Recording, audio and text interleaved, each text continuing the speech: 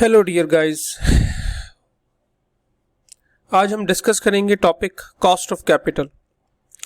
Cost of capital is extremely important topic as far as capital budgeting, engineering, economic analysis, project evaluation is concern. इस session के अंदर हम सिर्फ और सिर्फ कॉस्ट ऑफ कैपिटल को थ्योरेटिकली डिस्कस करने की कोशिश करेंगे और इसका न्यूमेरिकल एनालिसिस या न्यूमेरिकली किस तरीके से कॉस्ट ऑफ कैपिटल मालूम करते हैं इसको हम दूसरे पे पार्ट में सॉल्व करेंगे ताकि बेहतर तरीके से समझ आ सके। आज हम सिर्फ इसको थ्योरेटिकली देखेंगे। आप लोगों को मालूम है कि assets always equal to liabilities plus equity. It's basic accounting equation जो कि बताती है कि किसी भी ऑर्गेनाइजेशन के अंदर एसेट्स जो है वो दो ही तरीकों से फाइनेंस किए जा सकते हैं, या तो उधार का पैसा लेके उसको करें, दैट इज कॉल्ड लायबिलिटी, और शेयर होल्डर्स इक्विटी या जो मालिकान है या मालिक है उनका अपना पैसा लगा हुआ हो। अगर मैं फर्दर लायबिलिटीज को डिवाइड करूं तो liabilities can be divided into two types, that is current liability and non current liability, where has share holder equity can be divided at least into three types: common stocks, preferred stocks and the retained earning. And retained earnings are the earnings of the organization which has been retained into the business, यानी कि business ने जो profit कमाया था और वो profit का वो हिस्सा जो कि बिजनेस के मालिकों ने बाहर नहीं निकाल लिया बल्कि अपने पास बिजनेस में ही छोड़ दिया, दैट इज रिटेन अर्निंग। अब यहाँ पे जो तीन जो चीजें हैं मेन, यानी कि non current liabilities, common stocks, preferred stocks and retain earning, these are the things जिनकी मदद से हम बिजनेस के अंदर फर्दर एक्सपेंशन करते हैं। So these are the sources of long term funds. ठीक है, जब भी आपको मजीद कोई बिजनेस में एक्सपेंशन करनी है, एक तरीकेकार ये है कि आप नया बिजनेस का लोन लें, लॉन्ग टर्म लायबिलिटीज। दूसरा तरीकेकार ये है कि कॉमन स्टॉक्स, आप मजीद कॉमन स्टॉक्स इशू करें, मजीद लोगों को अपने बिजनेस में हिस्सेदार बनाएं। प्रेफर्ड स्टॉक्स, मजीद लोगों को हिस्सेदार बनाएं through preferred stocks. And retain earning, वो वाली अर्निंग इस्तेमाल करें जो कि बिजनेस के अंदर ही मौजूद है। तो दीज आर द सोर्सेज जिनके थ्रू हम लॉन्ग टर्म फंड्स को सोर्स करते हैं। ठीक है, अच्छा आगे अगर हम इसको मजीद देखें तो मैं एक स्मॉल सी एग्जांपल लेके काम करना शुरू करता हूँ, आपको एक्सप्लेन करना शुरू करता हूँ छोटी सी एग्जांपल लेके। That is, let's suppose you have taken a loan of 100,000 rupees from some bank for your business at the rate of 10%. And after 1 year, you made some money from business operations. Now, what type of money you can make? Let's suppose that you actually earned 12,000 rupees from your business, and that is operating income, means you have purchased something and you have sold something, so you earn 12,000 rupees. Now, out of this 12,000 rupees, first of all, you have to pay 10,000 rupees to the bank as an interest expense. So ultimately, how much money you earned? You made 2,000 rupees. Let's suppose you don't have any other income with you. You don't have any other money with you. It's mean the 100,000 rupees which you have actually taken the loan from a bank. Now this 2,000 rupees has been added into that 100,000 rupees. Now you have 100,000 and 2,000 rupees. Okay. आपने 1 लाख रुपए का loan लिया था, उससे आपने business किया, 12,000 रुपए कमाए, उसमें से 10,000 रुपए इंटरेस्ट एक्सपेंस दे दिया, 2,000 रुपए आपके पास है।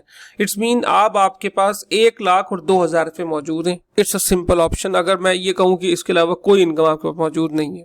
ओके, दूसरी ऑप्शन कैन बी कि आपने 9,000 रुपीज कमाए और आपको 10,000 रुपए का इंटरेस्ट एक्सपेंस देना है। अब आप 1,000 रुपए कहां से देंगे, वो तो आपने देना है ना। अब आप 1,000 रुपए उस 1 लाख रुपए में से निकाल के दिए आपने, इसका मतलब है now you are left with 99,000 rupees. और तीसरी ऑप्शन क्या हो सकती है?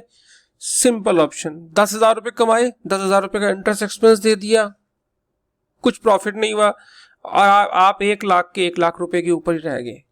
अब देखें, इस सिंपल सी एग्जाम्पल से मैं एक सोल्यूशन बनाता हूं और वो लॉजिकल सोल्यूशन क्या नजर आता है? मुझे ये नजर आता है कि अगर मैं 10% तक कमाता तो मेरे 1 लाख रुपए को कोई नुकसान नहीं था। अगर मैं 10% से ज्यादा कमाता तो मेरे 1 लाख रुपए में इजाफा होना था, और अगर मैं 10% से कम कमाता तो मेरे 1 लाख रुपए में कमी आनी थी। It's mean 10% is the minimum rate of return. 10% is the minimum rate of return which I must earn if I wanted to keep my existing value stable. मैं 1 लाख रुपए पर मौजूद हूं, अगर मैं 10% से ऊपर कमाऊंगा तो 1 लाख रुपए में इजाफा होगा, 10% से कम कमाऊंगा तो 1 लाख रुपए में कमी आएगी, और 10% कमाऊंगा तो 1 लाख रुपए रहेंगे. So it's mean I must earn 10% in order to save existing 100,000 rupees. Okay, it's mean in this case 10% is the minimum return I must earn. Okay, hold on now, हम next पे move करते हैं. Let's suppose ये 1 लाख रुपए मैंने loan नहीं लिया, बल्कि ये मेरे अपने पैसे थे जो कि मैंने बिजनेस में इन्वेस्ट कर दिए आपने, और अगेन 1 साल के बाद कुछ पैसे कमाए. क्या सिचुएशन है? अगेन फर्ज करें आपने 12,000 रुपए कमाए. अच्छा, अब जो 12,000 रुपए कमाए हैं, वो जो 1 लाख रुपए जो आपके पास मौजूद थे, आपके सामने एक ऑप्शन ये थी कि उस 1 लाख रुपए को आप किसी रिस्क फ्री इन्वेस्टमेंट के अंदर लगा दें. If you are in Pakistan, आपने प्राइस बॉन्ड्स खरीद लिए, आपने पाकिस्तान इन्वेस्टमेंट बॉन्ड्स खरीद लिए, आपने ट्रेजरी फंड्स खरीद लिए, किसी भी ऐसी जगह आपने लगा दिया जहां पे रिस्क फ्री रेट एग्जिस्ट करता है, and that risk free rate is let's suppose again 10%. इसका मतलब क्या हुआ? 2,000 रुपए का आपको प्रॉफिट हुआ. सेम आर्ग्यूमेंट मैं अब दोबारा बिल्ड करूंगा कि चूंकि ये 2,000 रुपए का फायदा हुआ है, इसका मतलब ये है कि मेरे 1 लाख रुपए में ये 2,000 रुपए ऐड हो गए. अब ये 10,000 रुपए या तो मैंने पहले इन्वेस्ट किए हुए थे 1 लाख रुपए जिसमें से मुझे 10,000 रुपए मिल रहे हैं, या फिर लेट्स सपोज अगर मैंने नहीं भी किए तो मुझे ये नजर आ रहा है कि अगर मैं बिजनेस की बजाय वहां इन्वेस्ट करता तो मुझे 10,000 रुपए मिलते. तो this risk free rate could be actual rate, actual profit, और this 10,000 rupees could be considered as an opportunity cost कि मैं इस बिजनेस के बजाय इसको वहां पे इन्वेस्ट कर लेता. सिमिलरली अगर मेरे पास यहां से प्रॉफिट 9,000 रुपए आता है और 10,000 रुपए की ऑप्शन मेरे पास कहीं से मौजूद थी, मैं 1,000 रुपए लूज कर रहा हूं, और अगर मैं बिल्कुल बराबर जा रहा हूं तो मैं नेट अर्निंग 0 के ऊपर आ रहा हूं.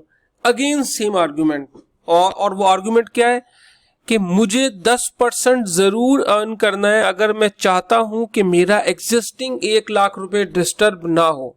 अगर मैं 12% अर्न कर रहा हूं 12,000 रुपए, तो मेरे 1 लाख रुपए में 2,000 रुपए का इजाफा हो रहा है. अगर मैं 9,000 रुपए अर्न कर रहा हूं तो मेरे 1 लाख रुपए में कमी आ रही है. ठीक है, अब यहां पर वो 1 लाख रुपए में प्रैक्टिकली शायद कमी ना आए, लेकिन मैं इसको देख रहा हूं कि यार मैं यहाँ पे अर्न कर सकता था और यहाँ पे मैं बराबर जा रहा हूँ. इसका मतलब ये है कि अगेन मैं उसी जगह पर आ गया, और वो जगह मुझे क्या बता रही है? वो ये बता रही है I must earn 10% in order to save my existing 100,000 rupees. So now this 10% in the terms of debt and in terms of equity, मैंने अभी डेट में टैक्स वगैरह का इम्पैक्ट नहीं डाला. इसका मतलब है this 10% in terms of debt and in terms of equity, both cases में क्या है कि ये वो मिनिमम रेट है. So that minimum rate is known as cost of capital. We define cost of capital as the rate of return that a firm must earn. आपको बार बार इस लाइन के ऊपर बहुत फोकस करना है, और वो लाइन क्या है?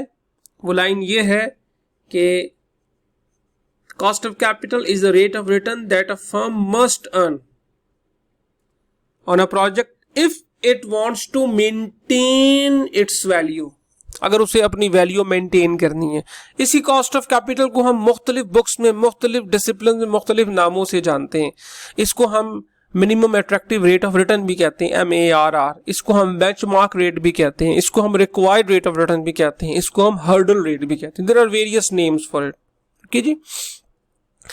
Cost of capital acts as a link between firms' long-term investment decisions and the wealth of owners. So, चूंकि ये एक मिनिमम रेट है, तो इसको फिर हम एज ए लिंक यूज करते हैं कि जब भी आपने कोई ऐसा डिसीजन करना है जो कि लॉन्ग टर्म इन्वेस्टमेंट डिसीजन है, तो आप उसमें उसको कॉस्ट ऑफ कैपिटल के साथ लिंक करेंगे. इसलिए कि अगर आपने कॉस्ट ऑफ कैपिटल से कम पर इन्वेस्ट किया तो आपके जो ओनर्स हैं उनकी वेल्थ में कमी आएगी, उनकी एग्जिस्टिंग वैल्यू में कमी आएगी. अगर आपने कॉस्ट ऑफ कैपिटल से ज्यादा पे इन्वेस्ट किया तभी उनको फायदा होगा। So cost of capital is actually works like a magic number, जिसकी बुनियाद पर हम सारी की सारी इन्वेस्टमेंट्स को डिसाइड करते हैं एंड प्रपोज करते हैं। अच्छा, अब देखें, चूंकि हमने शुरू में डिस्कस कर लिया था कि there are various sources of long term funds. अब चूंकि बहुत से सोर्सेज हैं लॉन्ग टर्म फंड्स के, जिनमें लॉन्ग टर्म डेट मींस मैंने बैंक से लोन लिया है, मैंने बॉन्ड्स इशू किए हैं वगैरह, common stocks, preferred stocks and retain earning, जो कि मुख्तलिफ फंड्स हैं। अब होगा क्या कि फर्ज करें अगर कोई एक शख्स है वो कुछ पैसे डेट से उठाता है और कुछ पैसे इक्विटी से उठाता है, तो दोनों का कम्बिनेशन होगा। जब ये दोनों का कंबाइन होगा तो उस सिचुएशन में हम इस किस्म के कॉस्ट ऑफ कैपिटल को weighted average cost of capital, वैक के नाम से भी जानते हैं। तो जहां भी आप weighted average cost of capital का लफ्ज करेंगे या सिंपल कॉस्ट ऑफ कैपिटल का लफ्ज पढ़ेंगे, नॉर्मली ये दोनों वर्ड्स सिनोनिमसली इस्तेमाल किए जाते हैं नॉर्मली, ठीक है। हाउएवर, जब हम लॉन्ग टर्म डेट, जिस तरह मेरी पहली एग्जांपल में मैंने इंटरेस्ट की बात की, उसको मैं कॉस्ट ऑफ डेट कहता हूं। जब मैं कॉमन स्टॉक की बात करूंगा तो मैं उसको नॉर्मली कॉस्ट ऑफ इक्विटी कहता हूं, और प्रेफर्ड स्टॉक्स वगैरह के केस में भी हम नॉर्मली ये कॉस्ट ऑफ प्रेफर्ड स्टॉक्स वगैरह ही इस्तेमाल करते हैं, ठीक है। आगे हम इसको मजीद डिस्कस करेंगे, लेकिन कॉस्ट ऑफ कैपिटल और weighted average cost of capital ये सिनोनिमसली नॉर्मली इस्तेमाल किए जाते हैं। So let me conclude this small slides again. So this cost of capital or weighted average cost of capital is the rate at which all projects in firm are evaluated। हम इस rate की बुनियाद पर सारे projects को evaluate करते हैं, चाहे वो कैपिटल बजटिंग के डिसीजन हो, चाहे वो प्रोजेक्ट एवेल्युएशन के डिसीजन हो, चाहे वो इंजीनियरिंग इकोनॉमिक्स के डिसीजन हो। This cost of capital which is the minimum rate of return which a firm must earn in order to keep its value stable.